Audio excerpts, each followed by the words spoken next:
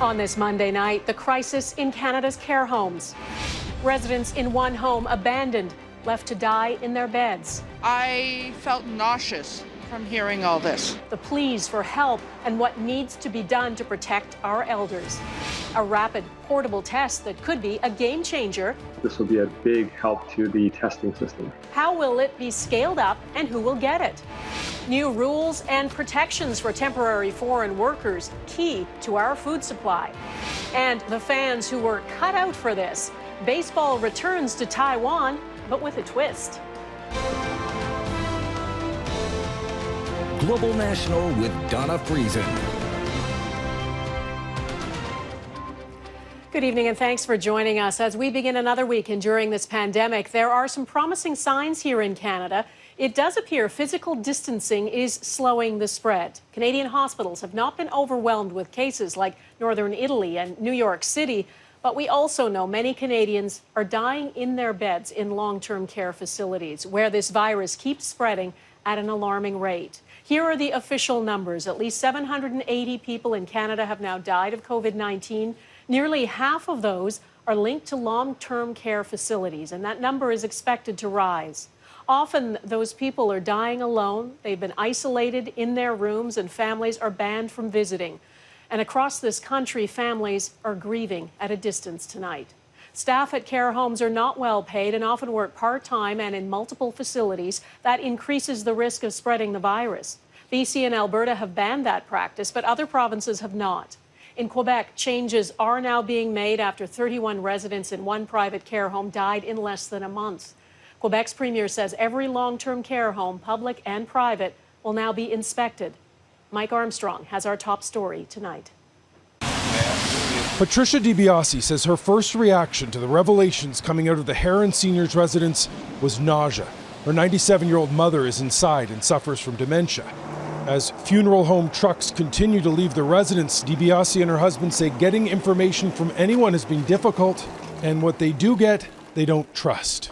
We've been, in our estimation, lied to this whole time through. The finger-pointing began as soon as the bodies started being carried out of the residence. The local health authority says it put the facility under trusteeship March 29th and blames management for the crisis. Global News has obtained emails between the health authority and management. It does show the owners of the facility were asking for help. Much of the staff was staying home, quarantined because they'd been in contact with residents with COVID-19. The Premier says that wasn't enough of a red flag. It's very nice to say I need more workers, but to say, hey, I'm at 31 deaths in a couple of weeks, that's something very urgent. Now, the owners of the residence say they tried everything, including bonuses, to keep staff on the job. But the government is telling them as soon as you come in contact with COVID-19 that you can't come on the floor, you have to stay in your house and isolate for 14 days.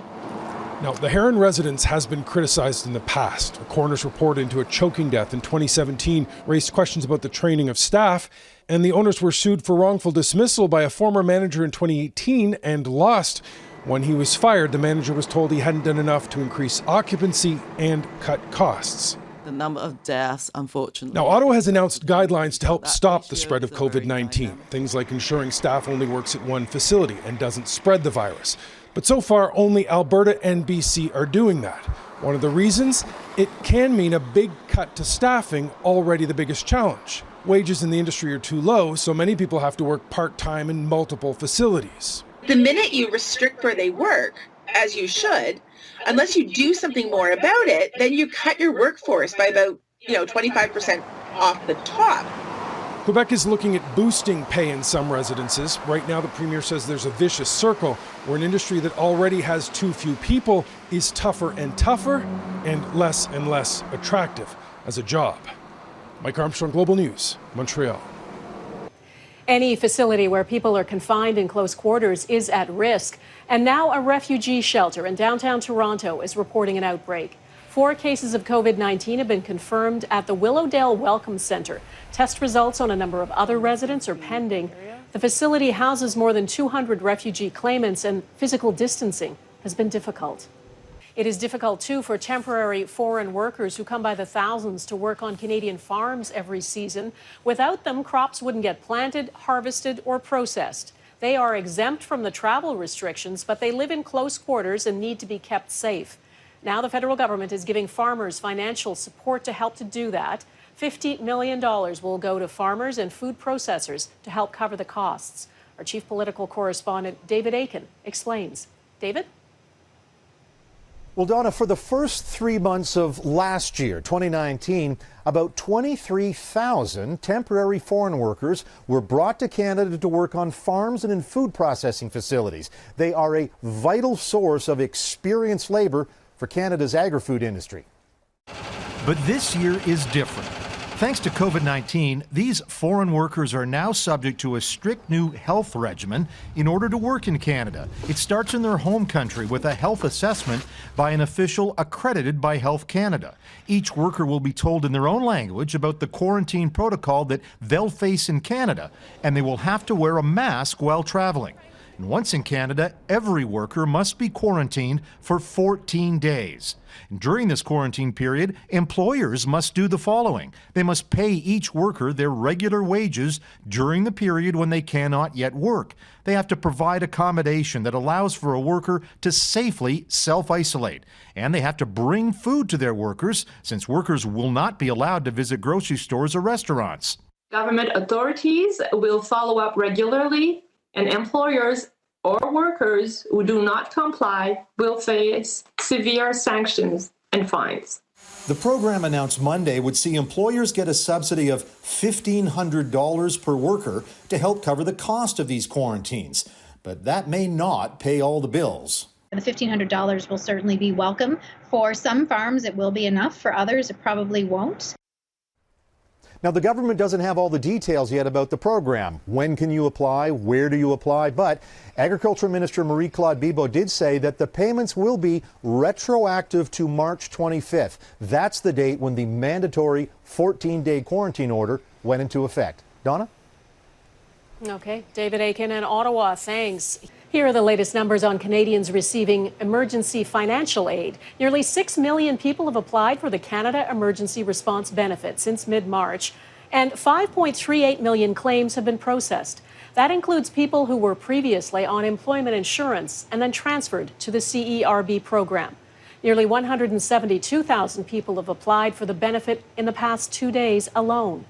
Well, we know not enough capacity exists in Canada to test everyone for COVID-19, and even if you do get tested, the results can take days to come back. Now, an Ottawa biotech company, Spartan Bioscience, has the green light from Health Canada to scale up production of its portable rapid COVID-19 test that gives results within minutes without a lab. The company has interest from all over the world, but is giving priority to Canada. Abigail Bimman explains who will get it and how it could change the dynamic of testing in this country.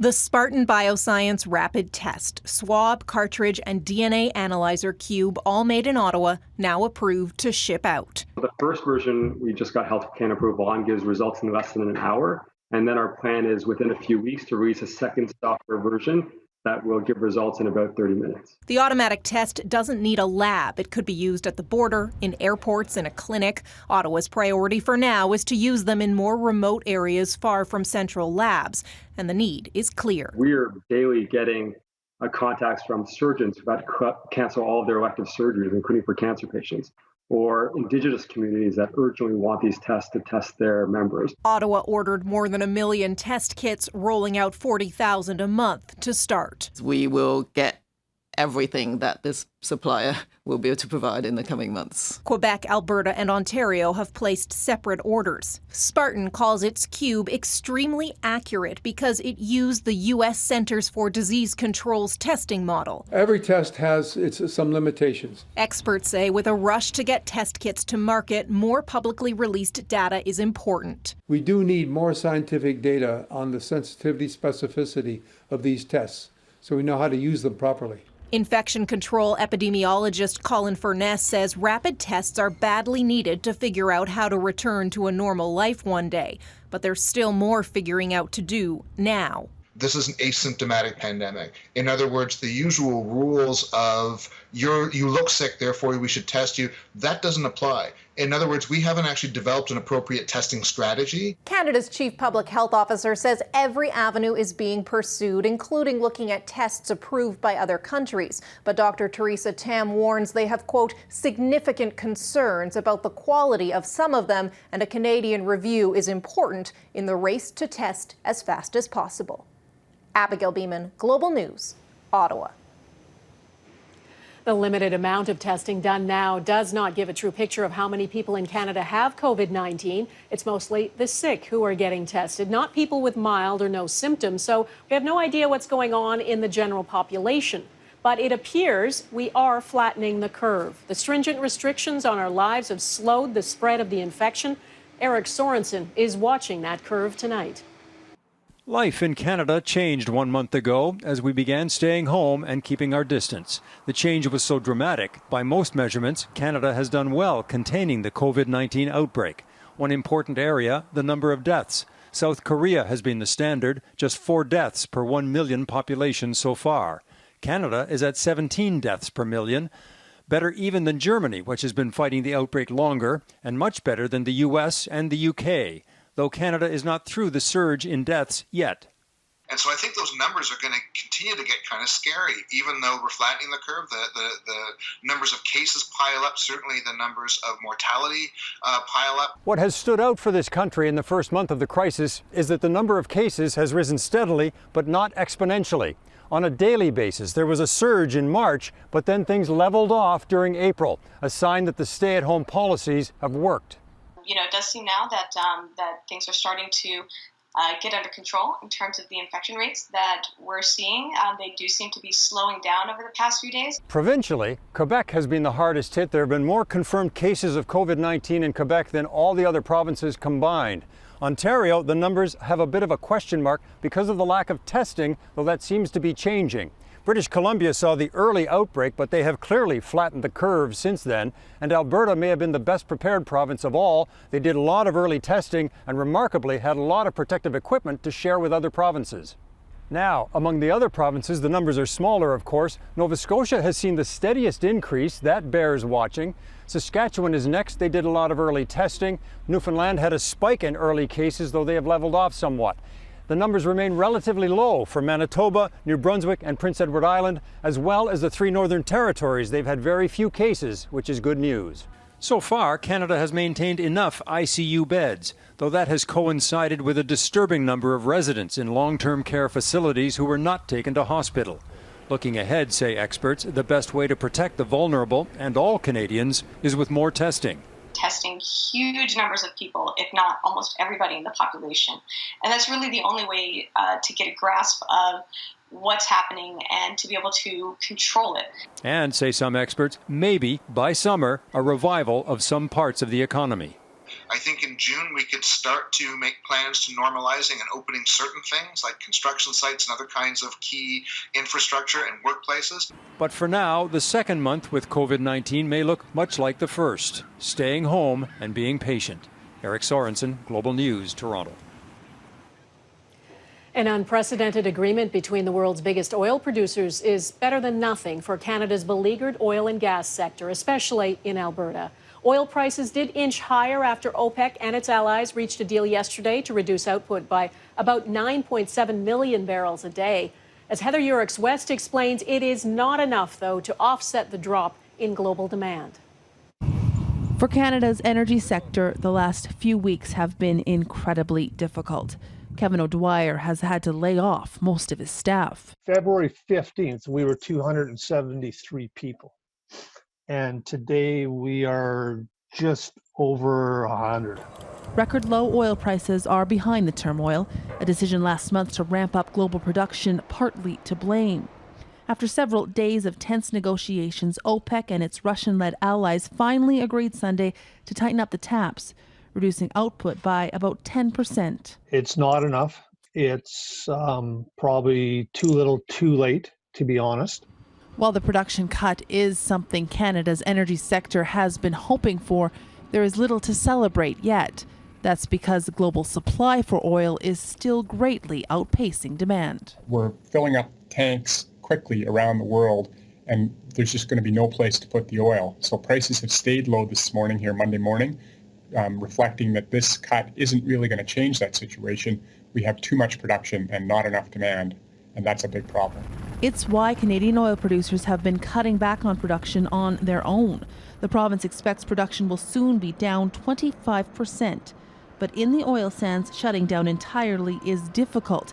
And so the price of a barrel of Western Canadian Select will likely sink further into negative territory, where Alberta producers would have to pay others to take their oil away.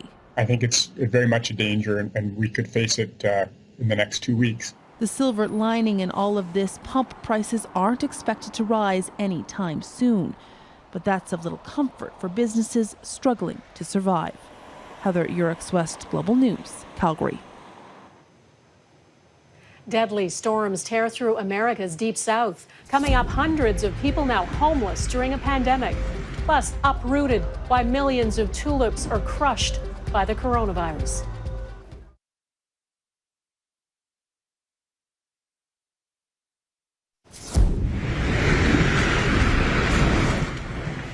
Parts of the U.S. are dealing with a natural disaster now on top of a health disaster. Tornadoes ripped through swaths of the country. At least 30 people are dead in the Deep South, and hundreds more are now homeless at a time when people have been told to stay home. The same powerful storm system moved into the northeast and mid-Atlantic United States today. The fierce weather forced the closure of some COVID-19 drive-through testing sites in Connecticut, New Jersey, and New York State. Nowhere in the U.S. has been harder hit by COVID-19 than New York State. And today, that state reached a grave milestone. 671 new deaths were reported today. That puts the total death toll in New York to over 10,000 people. That's more than the next 14 states combined.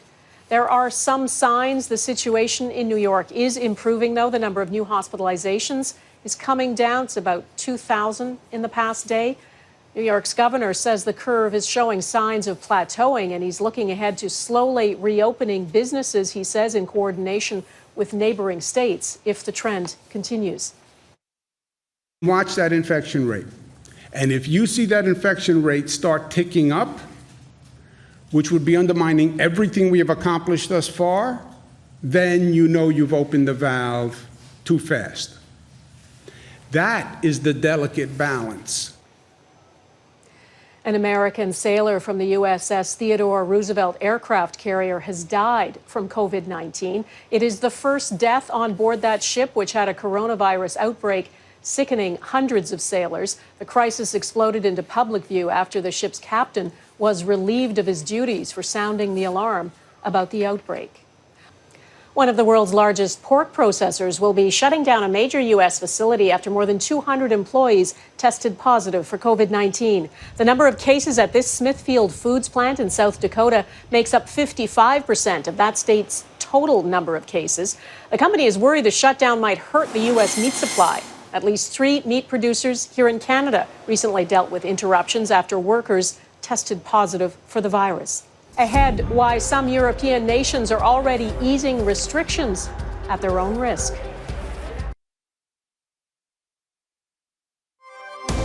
You're watching Global National. It is tulip season, but this year the flowers are destined to be destroyed in the Netherlands. Sales have been decimated by the coronavirus, so in an unprecedented move, about 400 million flowers have been crushed over the past month. It's a bitter blow in a country where tulips are as much a symbol of national identity as windmills and clogs. There's a stark warning in the UK. This could be another difficult week. As of today, more than 11,000 people have died of the coronavirus in the UK. The rate of infection has been steadily climbing and has yet to flatten out. Neighboring countries hit hard by the virus are beginning to slowly ease some restrictions. But as Crystal Goomansingh reports, there are worries it may be too soon. With lockdown fatigue setting in, a stripped-down message about the pandemic battle in the UK. What do I expect to see happen? I think this week's difficult. I think this week we're going to see a further increase. Hundreds have been dying from the virus daily. The NHS has saved my life no question. The Prime Minister, Boris Johnson, acknowledged his own situation while in hospital was touch and go. The UK is one of 5 countries with a death toll of more than 10,000. As we're going through the peak of the crisis with the death toll at the level that it's at and increasing, we're absolutely keen to make sure, absolutely determined to keep our eye on the ball and our focus on what will save lives, which is people staying at home. Pressure to restart the economy is strong, and neighboring European countries are beginning to ease lockdown measures. In Spain, a small number of construction workers and those in some manufacturing sectors went back to their jobs. Italy will allow a limited number of shops to open Tuesday. The World Health Organization says there is still a risk. Now is the time for vigilance. Now is the time to double down. Now is the time to be very, very careful. China is seeing new cases after it allowed citizens to return from other countries. The WHO will release guidelines Tuesday for countries considering easing lockdowns, saying the virus spreads too quickly and has proven to be deadly not to have some protections in place. Crystal Goomansingh, Global News, London. Next, they're having a ball, the static stand-ins in these baseball stands.